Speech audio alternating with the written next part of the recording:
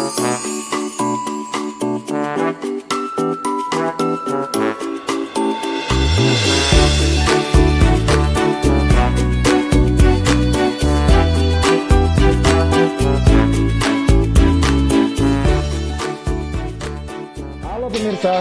selamat datang di segmen Legend.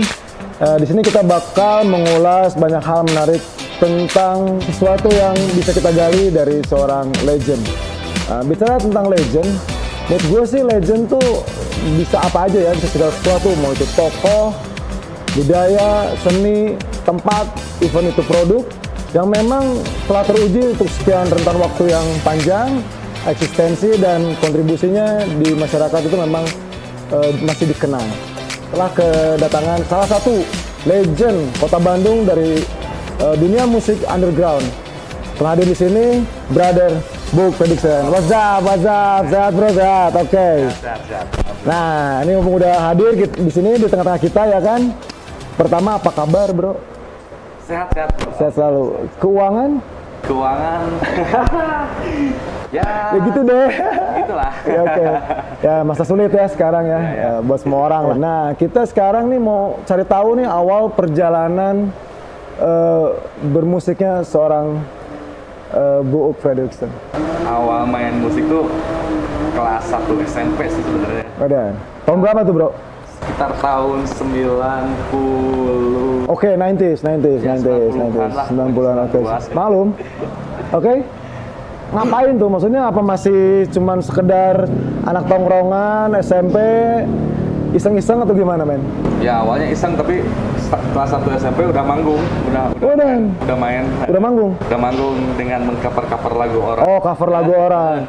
Zaman itu kan Udah streamnya punk rocker? Belum. Apa tuh? masih glam rock lah, rocks ya. Oh, zaman itu ya? Itu era-era Guns N' Roses, era-era Metallica kan waktu pada tahun segitu kan emang itulah yang rame. Punk rock belum masuk. Udah ada masuk. Cuman belum nyampe lah ya, belum rame kayak sekarang. Iya. Banyak lah, mungkin ada beberapa orang. Bener. Iya. Jadi masih bawain lagu orang waktu itu ya? Iya, jadi waktu itu ceritanya emang dari SD seneng nonton konser musik. Kan dulu zaman dulu masih banyak. Nah, mau nanya tahun 90-an konser musik apaan? Banyak kayak festival-festival ya. Iya, bener, kan? festival. Dan semua band itu wajib membawakan lagu wajibnya ada. Iya, bener. Lagunya ya itu salah satu tadi Guns N' Roses. Bener, Metallica dan segala macamnya. Semua band pasti ada satu lagu bawain lagu yang sama gitu. Ah, betul. Itu lagu wajib lah ya, lagu wajib. Zaman itu kan. Kalau nggak salah juga kan kayaknya ada lagu sendiri ya? Kalau yang punya, Kalau yang punya, bebasin. pada waktu itu udah langsung punya lagu sendiri atau butuh berapa waktu sampai bisa punya? Belum pikiran buat bikin lagu sendiri. Pas waktu itu ya, SMP ya? Meng-cover doang, jadi dari zaman SD kelas 4 tuh udah nonton gitu kan di alun-alun di daerah Banjaran. Oke. Iya, oke, siap. Nonton sampai maghrib pulang, pulang sekolah nonton. Iya. Jadi emang musik udah jadi apa namanya? Udah jadi kesenangan ya? Karena ruang lingkup di rumah juga gitu, jadi kan dulu tinggal sama kakek di rumah kakek. Musisi atau gimana? Enggak, sebenarnya nggak ada turunan musisi, cuman tinggal di rumah kakek, cuman adiknya ibu, om itu zaman mereka masih SMA suka banyak teman-temannya tuh nongkrong, jadi base campnya di rumah gitu kan, di rumah. Oke. Tiap malam mereka. Jadi karena biasa denger, biasa ngelihat kali gitu. Anak-anak muda tongkrongan di gang lah ya, main gitar, ngeliatin. Iya benar. Kepikir pengen bisa main gitar. Oh iya benar. Cuman ngeliatin aja, tapi ngeliatin. Awal sih dari ngelihat dulu, benar muncul. Curi-curi, apa maksudnya? Mereka lagi pada pergi, nggak ada sekolah atau kemana. Curi-curi ambil gitar akustik, gitar bolong. Curi kesempatan lah ya. Berikut bisa oke main. Yang penting kemauan heula lah di mana lagi. Oke, siap, benar. Mulai terus tiap hari kan tiap malam tuh ramai di rumah. Ya. Nah, akhirnya sering ngejam lah gitu lah. Anak muda zaman dulu lah. Dengan nyanyi. Malahan semangat muncul dari situ awalnya ya kan. Terus tiba-tiba almarhum kakek bikinin drum dari custom. Oke. Barang-barang bekas dari drum. Kreatif ya. Ember gitu kan. Berarti unsur kreatifnya di grandpa atau di Aki ya kan berarti. Oh, seniman apa men? Arsitek dia. Oh iya, arsitek. Jadi dia bikinin drum dari kaleng-kaleng gitu. Si kulit drumnya pakai kertas men. Anjis, bener. Kertas men terus dibalur sama apa? Iya, Kulit aci iya, gitu, iya. biar nggak cepet sobek. Bener. Nah dari situ nimbrung sama Tetap do it orang-orang yourself ya, bener asli. nimbrung sama orang-orang yang udah tua, sama temen-temennya. Jadi influence sama tetap Iya. ada kan, maksudnya Jadi mereka main gitar, aku main drum. contoh mah ada yang bisa dilihat ya, Dari bener-bener situ motivasi ya men, Mulai bener. dari situ terus sekolah SMP kebetulan SMP Banjaran. Banjaran. Berarti dulu awal start Banjaran ya. Banjaran. Bener. Semua teman-teman Banjaran berarti ya. jadi Lingkungan sekitar ya. begitu masuk SMP kelas 1 gaulnya sama kakak kelas juga. Oke. Karena dari dulu tuh emang gaulnya sama yang lebih Ya, tua ya. dibanding dengan yang satu angkatan dulu gitu. Jadi ceritanya ada temen kelas 2 ngajakin ngeband. Mana bisa nggak gitar tuh? Bener. Tuh bisa. Diajar lah, diajar. Ngajakin ngeband. Jadi yang main gitar kelas 2, gua sendiri masih kelas 1 kan. Oke. Itu yang main drum kelas 3. Oke. Yang vokalnya kelas 2 juga tapi beda sekolah. Ya. Jadi awalnya band sekolah lah. Ya bener. Iseng-iseng dengan selera yang sama bawain Guns N' Roses. Oh GNR. Namanya apa tuh? Nama bandnya waktu itu? Sok modar deh. Bodoh rasa. Pasti. Sunflower. Anjir, kuaci Sunflower. dong, kuaci. Ya, Temen lagi iseng, lah ya. gabut, namanya lagi. Berjalan begitu berapa bulan ganti nama jadi CI Guns, ada Guns N' Roses-nya gitu ya. Hah? CI Gun, singkatan itu sebenarnya. CI CI Guns. Oh CI Gun, oke Yoi. gaya.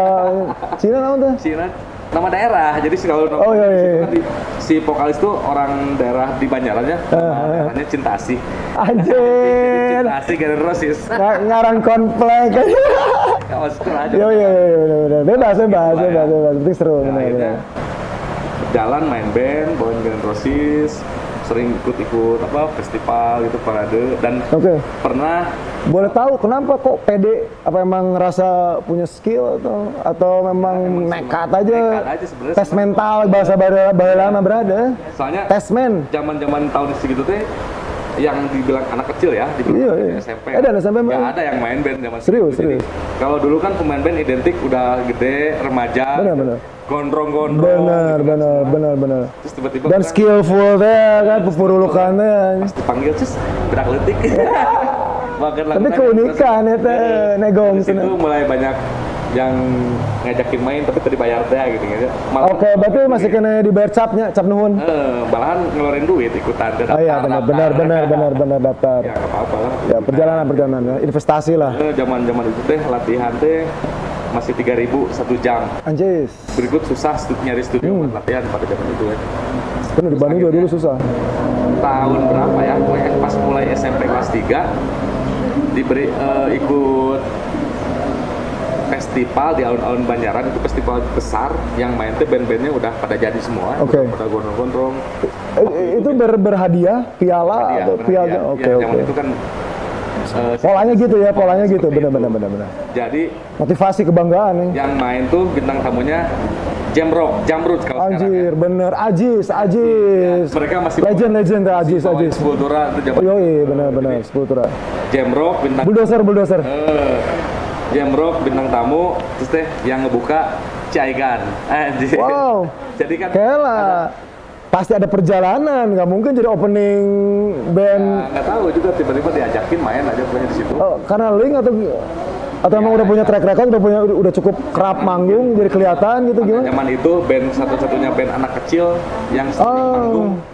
Cuman Sering Ciaigan. manggung anak kecil, oke siap. Jadinya ya udah diajakin gitu lah. Jadi zaman dulu juga udah bisa dari dini ya, dari muda udah bisa Jadi tampil. panggil ke panggung Ciaigan walaupun bawain 2 lagu gitu kan. Ciaigan naik langsung merlong teh kabeh garondrong.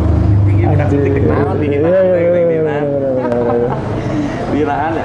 Dan ternyata PD lagu pertama aman. lagu Oke. pertama langsung bawain You Will Be Mine. Asik. Terminator. Ya. Terminator. You Will Be Mine, lagu keduanya lah A Stranger. Oh, 9 menit. Gila. 9 menit durasi. Yakin melodinya itu? kan aibatan orang lebih jago. Oh benar.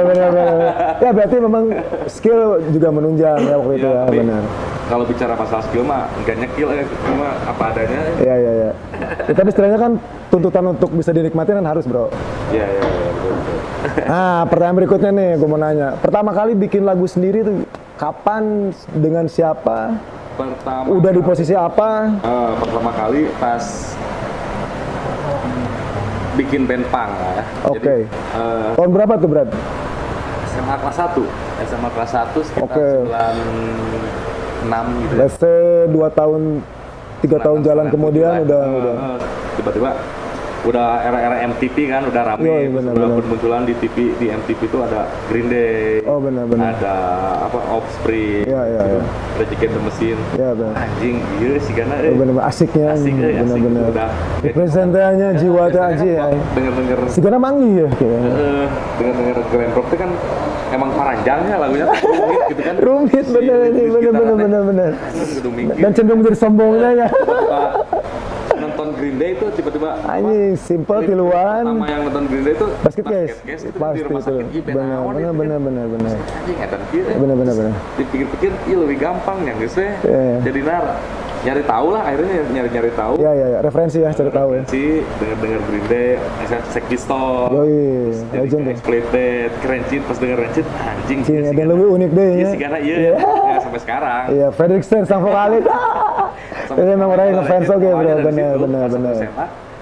Root Radical orang yang paling keren buat gue mah anjing dua-duanya sama dua-duanya. fenomenal itu. Wah gokil. Sampai sekarang katanya.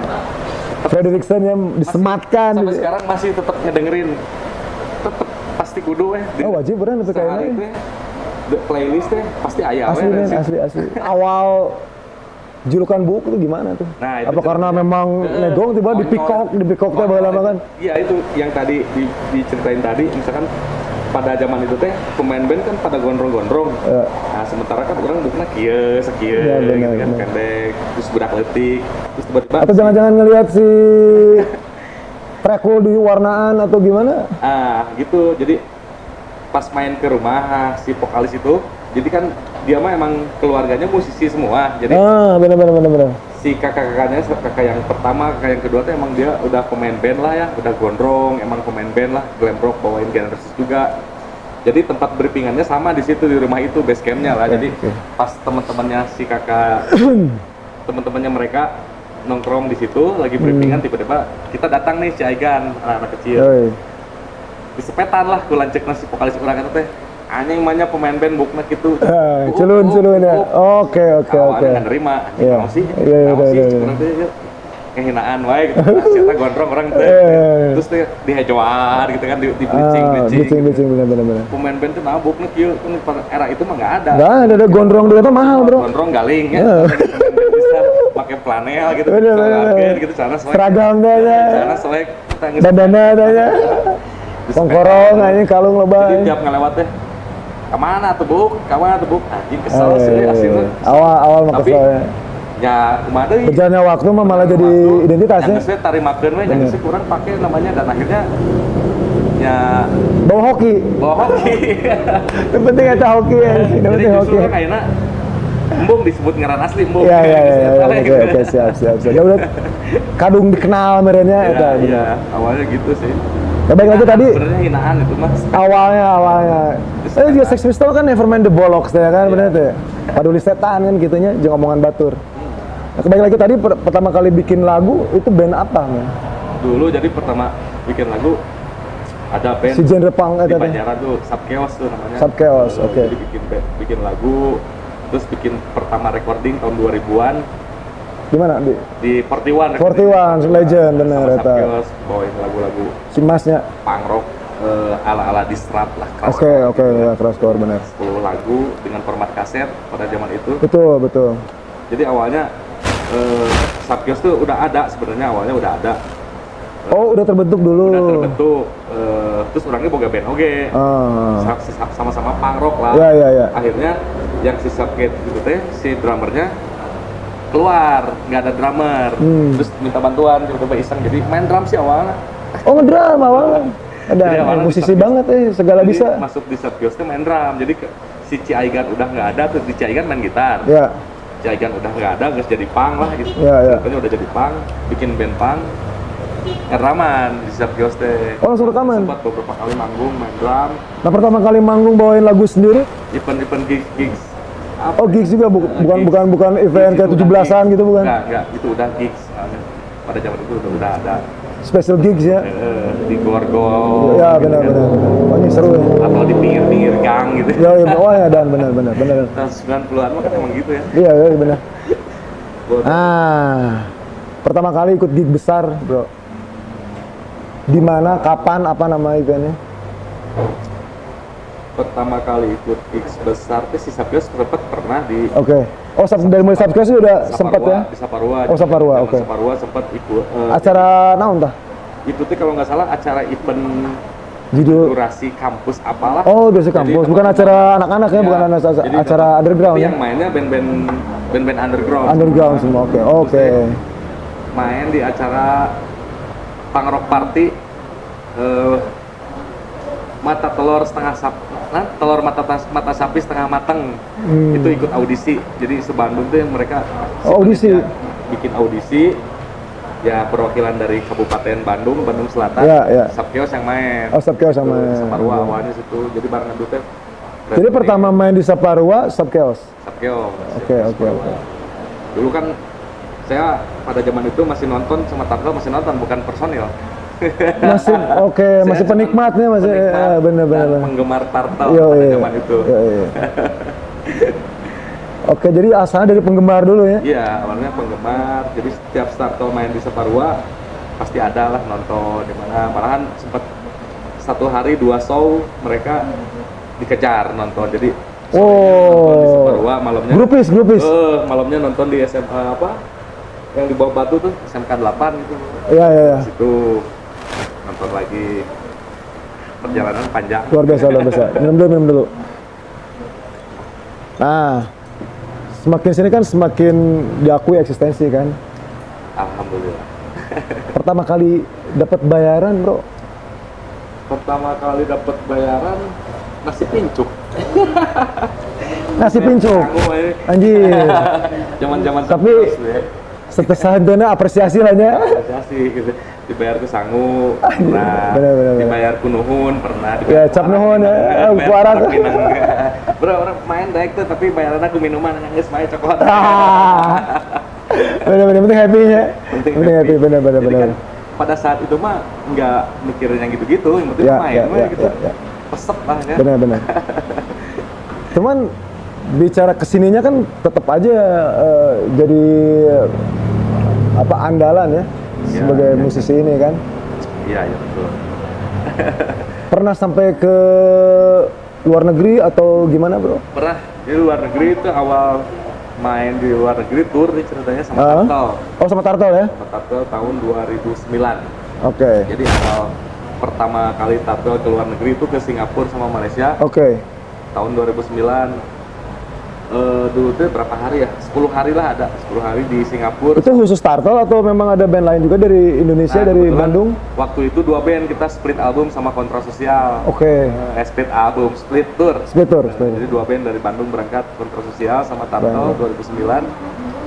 Awal main pertama kita langsung ke Singapura, main di Crow Space dengan space yang sangat kecil. Oke. Asik, Iya, benar. Terus tertib mereka kalau di walaupun kita kenal, kita misalkan sebelum manggung nih kita bareng-bareng. Ya, nongkrong dulu lah ya, nongkrong dulu ya, benar. Jalan-jalan, minum-minum. Begitu acara mau mulai, mereka tetap tertib beli tiket. Itu apa yang penting? Itu yang paling penting. Kan, dapatan dia main ngilu lah. Iya benar. Kalau di sana udah harus ada. Gitu. Mereka selalu support. Ya benar. Apresiasinya harus ada ya, tetap ya. Jadi tetap aja giliran pas acara mau mulai mereka pada masuknya beli tiket aja. Itu dikontrak siapa, bro?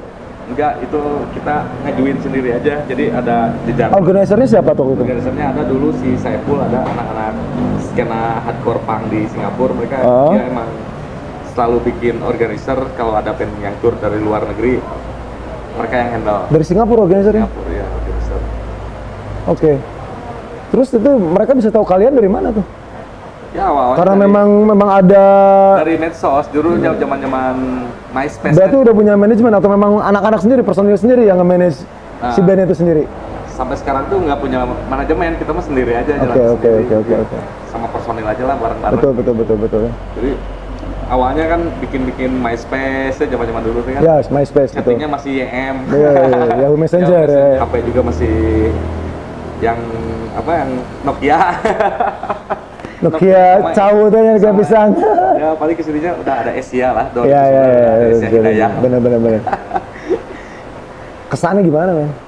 Ya Crowd luar negeri ini awalnya tuh nggak percaya aja. Oke. Band-bandan bisa nyampe ke luar negeri. Benar. Nggak percaya, biasanya main Agustusan atau di Benar. Yang nonton ibu-ibu, Yeah. bapak, anak kecil. Benar. Tiba-tiba main di negeri orang gitu kan. Iya. Asa bangga sih sebenarnya. Harusnya bangga ya.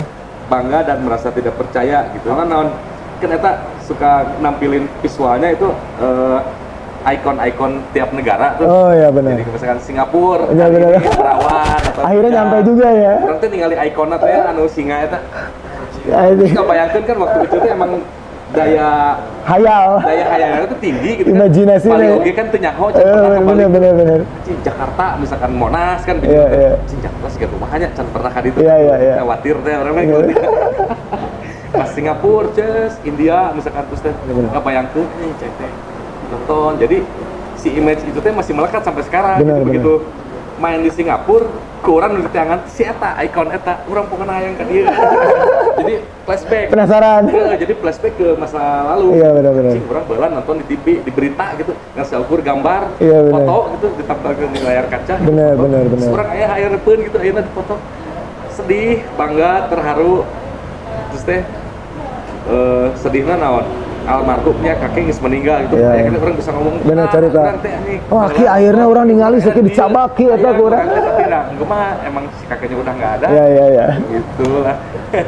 Tapi manfaat selanjutnya apa tuh udah bisa sampai keluar apa bisa sampai ke arah komersil, merchandise? Ya merchandise tuh emang berpengaruh ya Pengaruh. buat si band yang aktif. Iya, benar, Kalau bro. band si bandnya aktif tuh ke merchandise-nya juga. Salah satu sumber penghidupan juga ya, pemasukan ya. Kehidupan, soalnya kita kan bukan sekelas Peter Pan, Iya, bukan iya, sekelas iya. band-band mainstream Iya. lah. Kita mah tuh manggungnya dibayar segitu juga udah alhamdulillah Iya, lah, iya. band punk malah ya. Betul. Udah bukan mengejar ke uang gitu ya. Betul. Tapi kalau dibayar ya alhamdulillah. Iya benar. Tergantung siapa yang ngajakin. Maksudnya sampai benar-benar ada yang order dari negara-negara yang pernah kalian kunjungi itu, tour itu. Iya, jadi setiap tour pasti selalu bawa merchandise, CD, t-shirt. Oh, langsung bawa. Dan Ya. supportnya bagus, teman-teman dari luar tuh Sold out ya? sold out. Jadi mereka emang gini sistemnya, kalau misalkan mereka emang belum tahu si bandnya, mereka nggak mau beli, jadi nonton aja dulu, misalkan beres nonton baru Ya. beli. Pengalaman dulu yang dicari ya. Pengalaman dulu. Tapi kalau udah ada beberapa orang yang emang udah tahu si bandnya, kita belum perform juga udah. Iya. Bawa merchandise gak? Beli Betul. dong. Ya udah. Oh, berarti pas pertama kali ke sana Singapura Malaysia itu memang baru pertama kali ya ke Baru pertama kali 2009 tuh.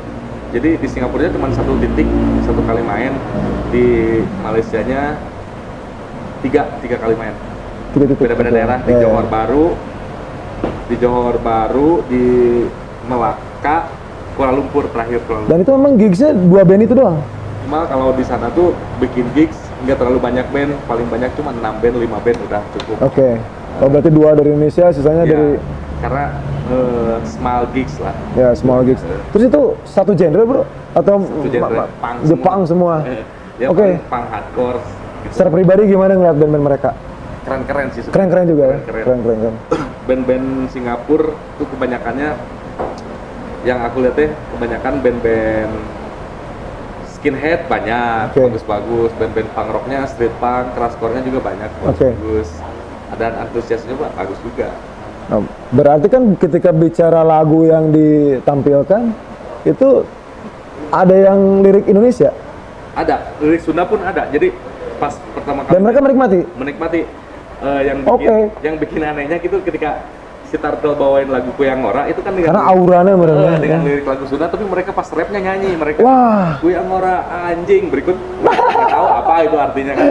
Tapi singelong semua satu. Oh, mantap. Oh, tuh merinding bro ya. Oh, merinding lah. Asli. Di Skip Malaysia. dah. Skip. Di Malaysia, di Singapura, pas bawain lagu Kuyang Ora semua chaos, Anjing, semua singelong, itu gokil tuh. crowdnya anjing, Ini. bangga weh, Bangga, gitu ya, bangga, bisa bangga. bawa apa?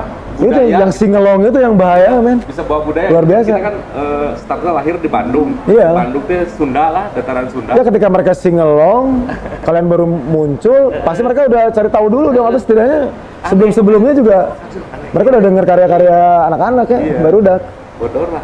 luar biasa ya, luar biasa. Di Malaysia juga sama kayak gitu. Terus pas kita pertama kali main di Thailand, di Bangkok juga sama kayak gitu. Oh, sampai ke Bangkok juga pernah? Sampai ke Bangkok. Jadi Tahun kapan tuh, bro? kalau Asia mah Singapura, Malaysia tuh sampai Penang. Penang tuh udah berapa kali ya? Udah 4 kali main di Penang. Di Bangkok 3 kali. Bangkok Wow. tuh pertama kali 3 kali tuh berarti 3 kunjungan ya, dong? 3 kunjungan, 3 kali. Oke, repeat order lah namanya Jadi ya, kalau dan Singapura Malaysia mah awal tuh 2009. Terus dia balik lagi 2013. 2014. 2015. Lalu ke situ Singapura, Malaysianya sampai tapi udah luar biasa lah segitu. Malaysianya sampai Penang. Nah, 2015 baru pertama kali 2015 pertama kali ke Bangkok 2015. 2015, oke. Oh, Terakhir ini baru kemarin 2019 sebelum Oke. pandemi. siap-siap. Oh, kemana tuh? Kemarin di Immortal Bar Di Bangkok. Bangkok, oh Immortal Bar. Total Chaos. Baru Total Chaos. Di Total Chaos ada tour Asia, terus dia Ada. tour dunia. Jadi Itu karena diorganize tuh karena memang Total Chaosnya request. request dari si organizer yang di Bangkok. Organizer dari si organizer ya. Mereka Oke. ajuin, udah kalau buat nemenin di Bangkok ada band Indonesia Startle. Akhirnya mereka ngontak, akhirnya kita berangkat.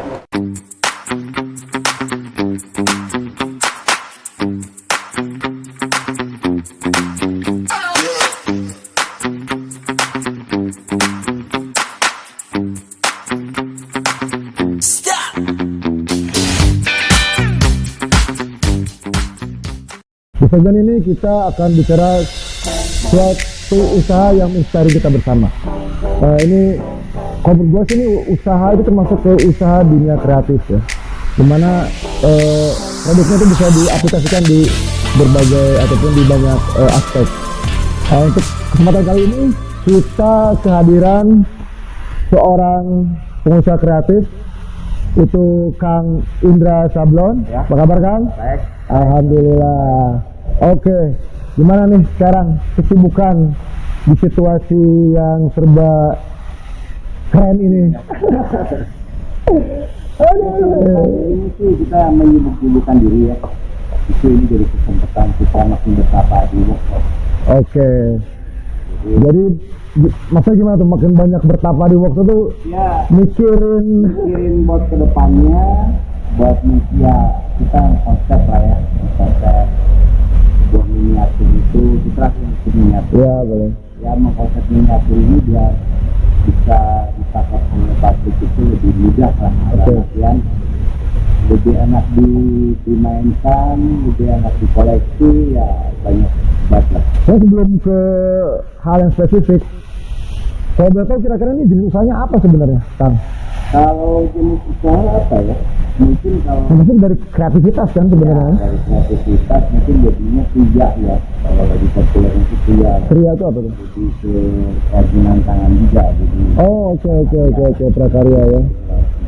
Cuman masalahnya kan itu bisa diterapkan di mana aja tuh kan. Contohnya kayak sekarang kita bicara ke produknya langsung ya kan. Diorama ya kalau nggak salah salah satu produknya ya. Diorama itu apa, coba jelasin biar pemirsa bisa tahu sedikit banyak apa itu diorama. oke. Kalau diorama itu kan mungkin lebih kalau bahasa umumnya kalau di aplikasi itu mungkin market ya.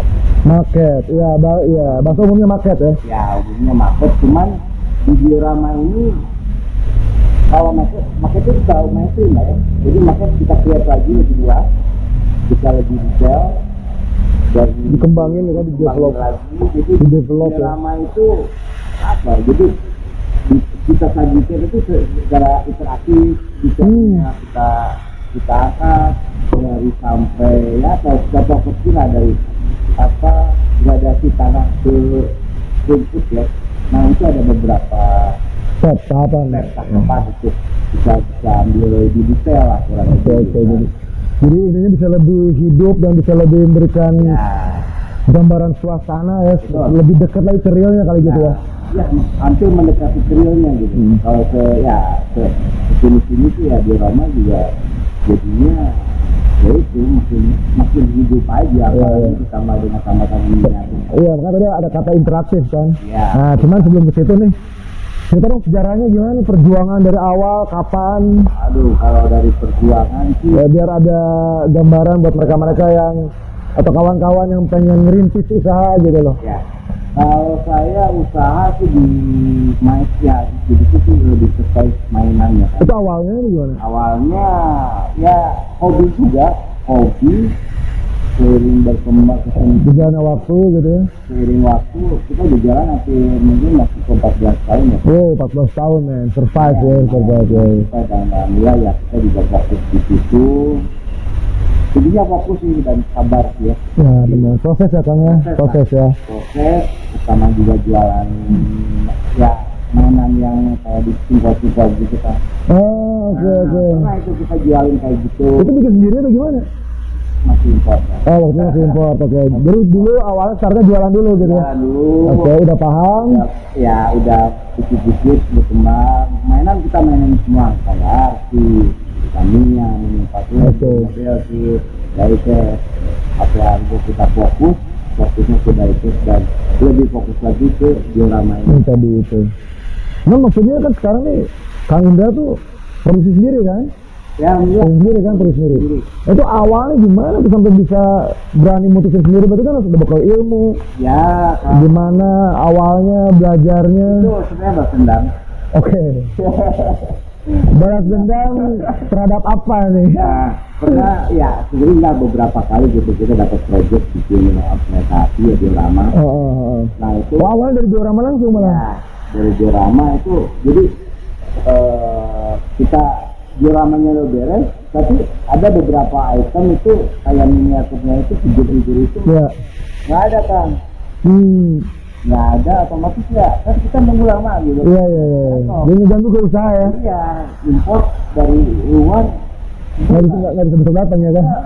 jadi udah bukan Iya benar-benar baiknya. lagi. Belum deadline dari klien. Nah itu dari situ ya akhirnya kita sudah belajar lah ya. Karena fungsi itu ya mungkin namanya studi print itu kan Ya. itu sangat membantu kita lah untuk komunikasi kan ya kita belajar pelajari sampai software sampai ya di dunia 3D itu ya akhirnya kita kecebur di situ juga kita bisa tidur dikit-dikit ya akhirnya di sini ya bisa lah Ya. kita bisa dan kita punya produk alhamdulillah namanya skala miniatur kan Ya.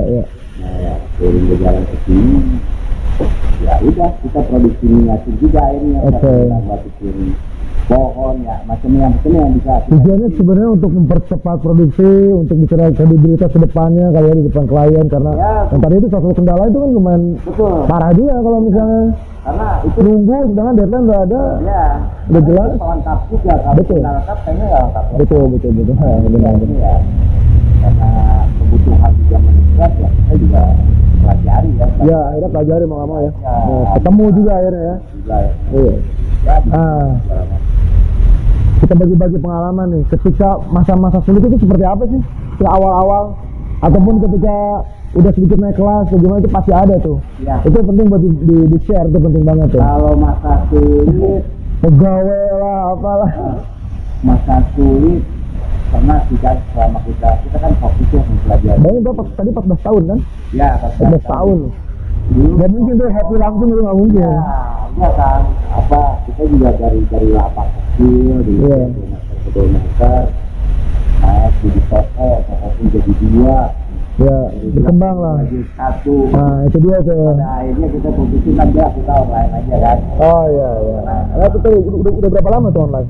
online sekarang mungkin jalan di 7 tahunan lah Oh, lumayan. 7 tahun online ya masih online dagang barang-barang orang lah ya Oh, oke. kita belum produksi ya kalau produksi di miniatur sendiri ini ya baru jalan 2 tahun ini lah kan Oke. alhamdulillah instan juga ya karena Karena mungkin cukup lama untuk mempelajarinya kali ya.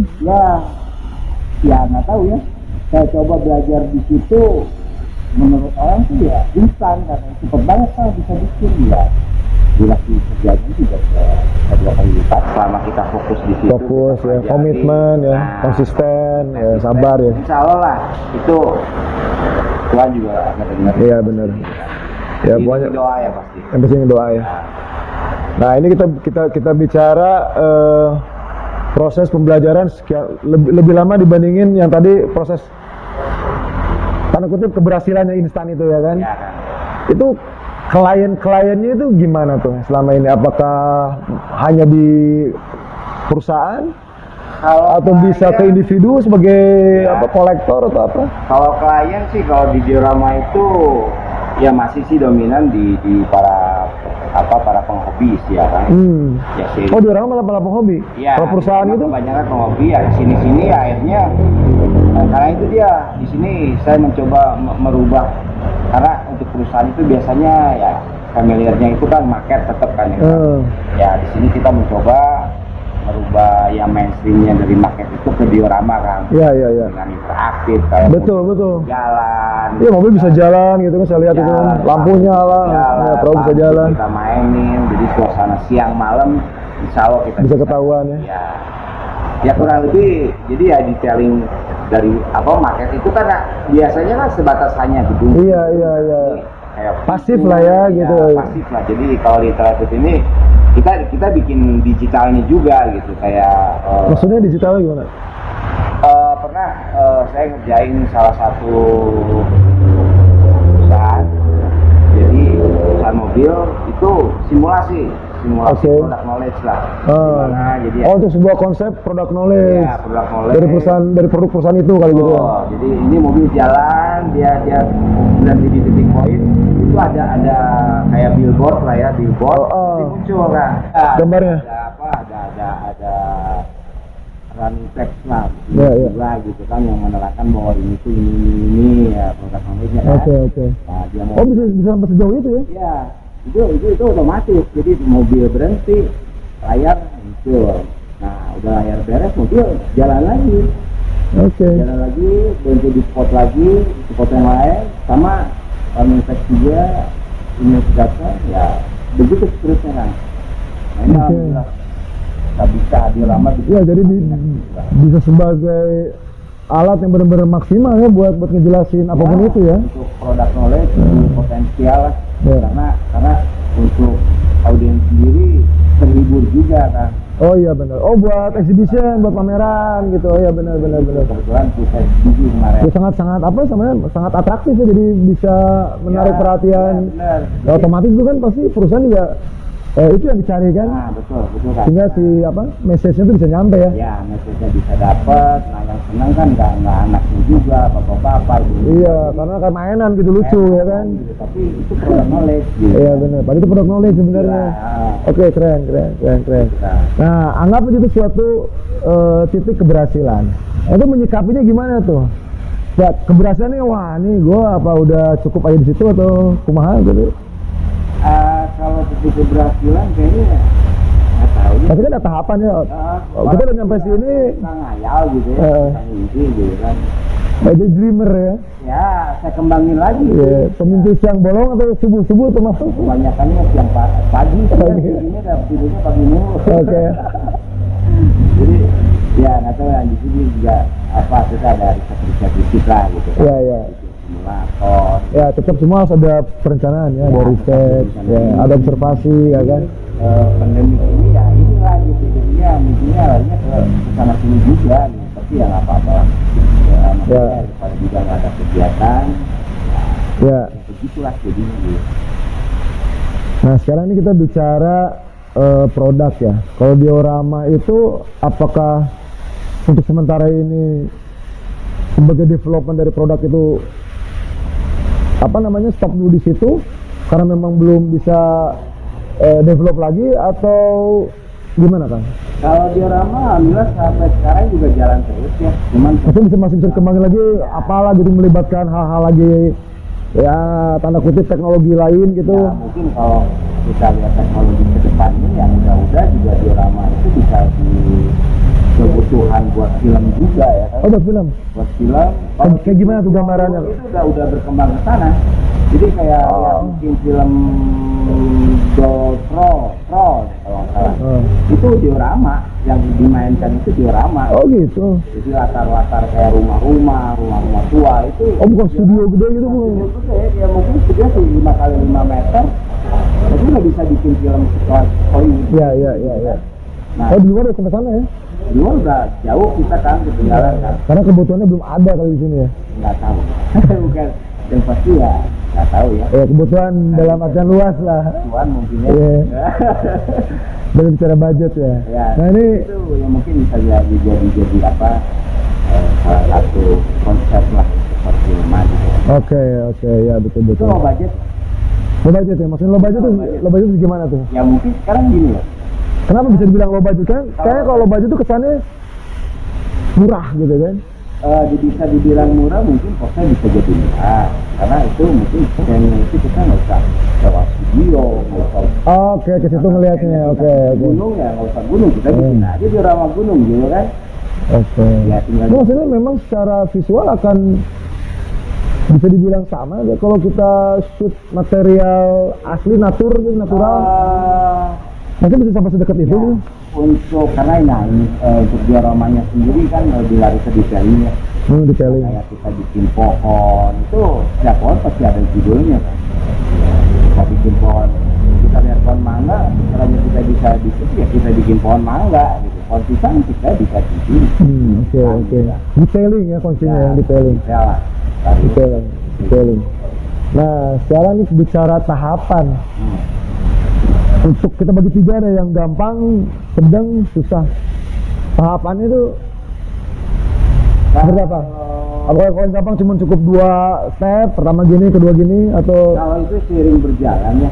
Dulu juga saya pertama-tama ya bikin diorama itu lama. Karena ini kalau saya simak, ini kayak melibatkan supporting ini ya, tools atau teknologi secara teknologi kan.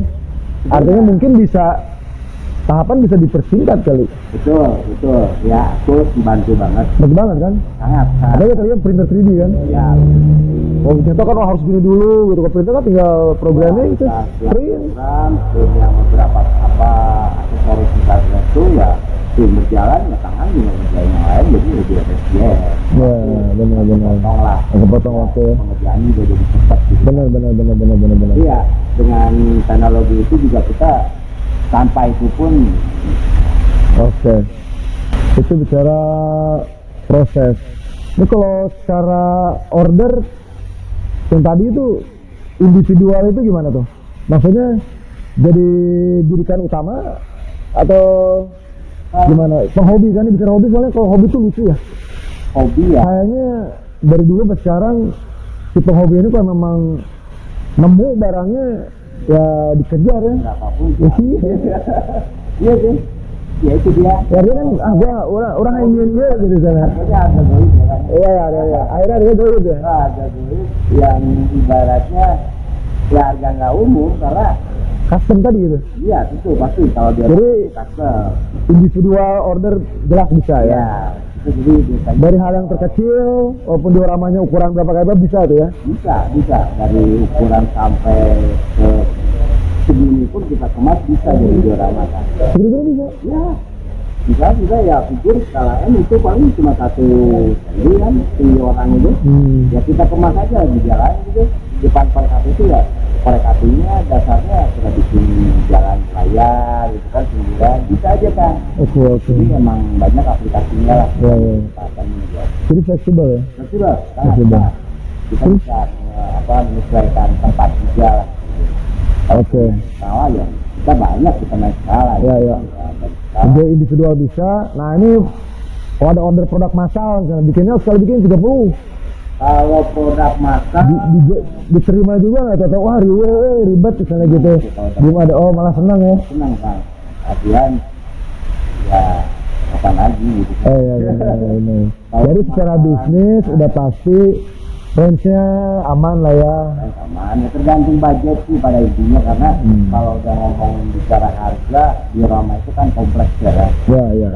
Kompleks ini. Makanya kedengarnya kalau banyak kelibatin nih Dari mulai pencahayaan lah, apa Iya. motor lah, biar jalan. Kalau kita kemas diorama itu, sekarang kalau kita di jalan raya aja, kita memandang 100 meter sekitar. Ya kita Ya. mau aplikasi ini berarti kayak warung. Kita mau jalan ya, ada warung, ada bisnis, bisa ada tempat sampah, orang jalan. Itu bisa menjadi salah satu contoh gitu ya. Ambil foto, ini bisa aja ya. Jadi kompleks lah, banyak gitu. Jadinya dari masyarakat harga itu jadi ya tergantung pastinya juga mau bagi berapa kita menyesuaikan. Oke. Nah, ini kita bicara go internasional.